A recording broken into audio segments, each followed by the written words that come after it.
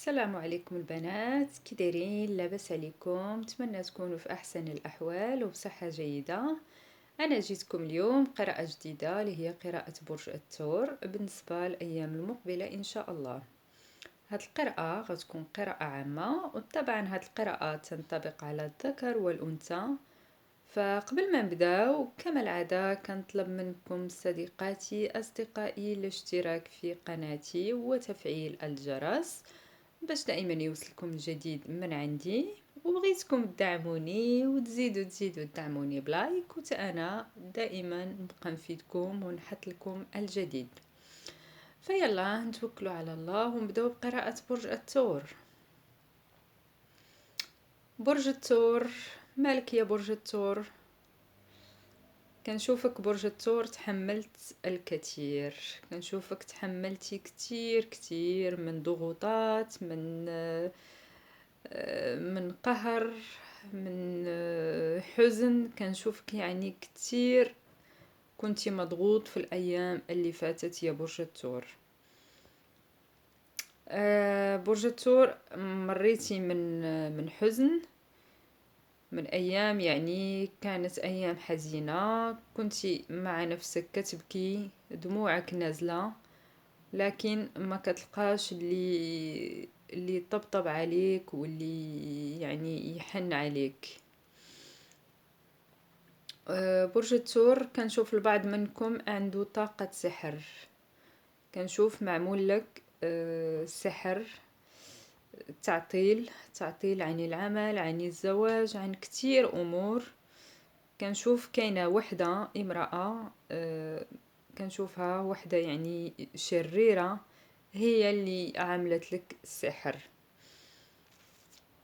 وكنشوفها هاد الوحدة كنشوفها يعني كتير يعني متحكمة في الشريك. نقدر نقول لك أنها معاك في البيت أو قريبة منك من الأهل مثلا. هاد الوحدة ممكن من أهل الشريك أو ما عرفتش بالضبط، لكن كنشوفها وحدة اللي هي نقدر نقول لك الكلمة كلمتها هي اللي كتمشي البيت، كتمشي الأمور، يعني كتمشي حتى الشريك. فرد بالك من هاد الوحدة، هاد الشريرة اللي عاملة لك السحر، تعطيل يعني هاد الملعونة. برج الثور كنشوف البعض منكم مر من وعكة صحية، لكن الحمد لله كاين التشافي أو كاين الشفاء. برج الثور الأيام المقبلة كنشوف عندك انفراجات كتيرة، كنشوف عندك كتير أمور إيجابية. يعني كل هاد الأحزان اللي مريتي منها يا برج الثور إن شاء الله كلها غترجع فرحة وسعادة. كنشوف الأيام المقبلة إن شاء الله عندك سفر، كنشوف غيكون عندك دعم مادي، إلا كتنتظر شي فلوس شي أموال غتجيك فإن شاء الله في القريب العاجل. برج الثور كنشوف البعض منكم كينتظر شي قضية في المحكمة، مثلا قضية اللي تتعلق مثلا بالعقار أو بإرث أو المهم. الأيام المقبلة إن شاء الله غتسمع شي أخبار سارة على هاد.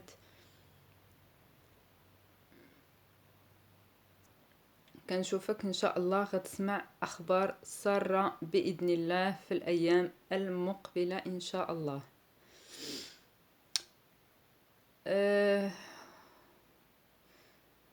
برج الثور، برج الثور كنشوف البعض منكم كيعيش بعض المشاكل والخلافات مع الشريك. هاد الخلافات وهاد المشاكل سببها طرف ثالث، كاين أطراف، نقدر نقول لك أطراف وليس بس طرف اللي داخلين بينكم. هاد الأطراف كيسببوا لكم مشاكل، خلافات، نقدر نقول لك هم أهل الشريك أو مثلا أصدقاء مقربين كيدخلوا عندكم البيت. فرد بالك يا برج الثور من هاد الناس اللي مسوين لك مشاكل، فخلي بالك منهم.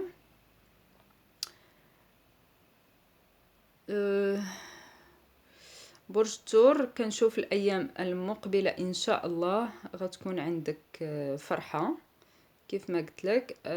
يعني من بعد الحزن اللي عشتي يا برج الثور، فالايام المقبله ان شاء الله عندك كلها افراح، كلها سعاده، كلها خير.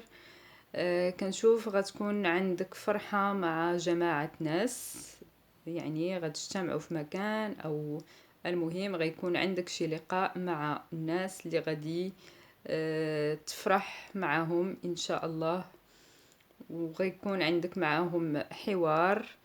فان شاء الله هذا الحوار اللي غيدور بينكم فغادي غتسمع فيه ان شاء الله اخبار ساره باذن الله. كنشوف بعض الناس من برج الثور الايام المقبله ان شاء الله غيكون عندكم صلح مع حد من الماضي، او رجوع شخص من الماضي. هذا الشخص اللي مؤخرا تمت قطيعة بينك وبينه، فان شاء الله الايام المقبلة غتكون عندك فرحة مع هذا الشخص. غتوصل باتصال هاتفي او رسالة من عند هاد الشريك او الحبيب كيف ما قلت لك، اللي مؤخرا وقعت في قطيعة، وقعت في انفصال، او ما بقاش تواصل مثل الاول. فان شاء الله الايام المقبله ان شاء الله عندك صلح مع هذا الانسان اللي انت يا برج الثور كتير كتحبه، كتير متعلق به، هو كذلك يحبك، لكن العلاقه فيها عناد. كيف ما قلت لكم دائما داخلين اطراف بينكم اللي كيسببوا لكم مشاكل. هاد الاطراف كيحرضوا الشريك، فدائما كتوقعوا في خلافات.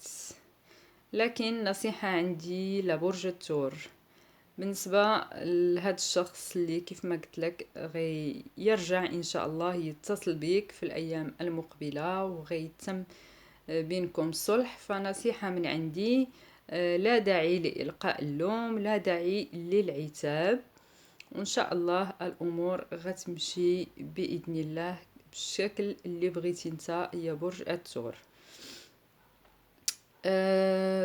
برج الثور، برج الثور كنشوف الأيام المقبلة إن شاء الله غتشتري شي حاجة اللي كنتي مثلا تتمناها من زمان، فان شاء الله هاد الشيء غادي تشتريه. ما عرفت شنو هاد الشيء بالضبط، لكن كنشوف غتكون عندك الايام المقبله ان شاء الله شي حاجه جديده باذن الله.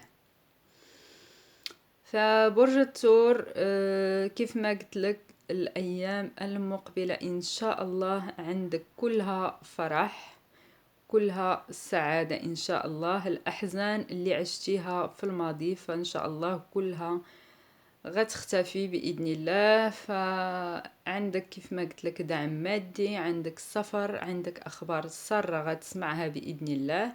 لكن كنرجع وكنقول لك رد بالك من هاد الوحدة اللي هي قريبة منك، فهي كتكرهك كتير كتير، كتسوي لك أعمال أو كتسوي لك سحر، فحاول ترد بالك منها. يلا شكرا، خليكم تبقوا على خير. كنرجع وكنطلب منكم الاشتراك في قناتي وتفعيل الجرس باش دائما يوصلكم الجديد. يلا شكرا.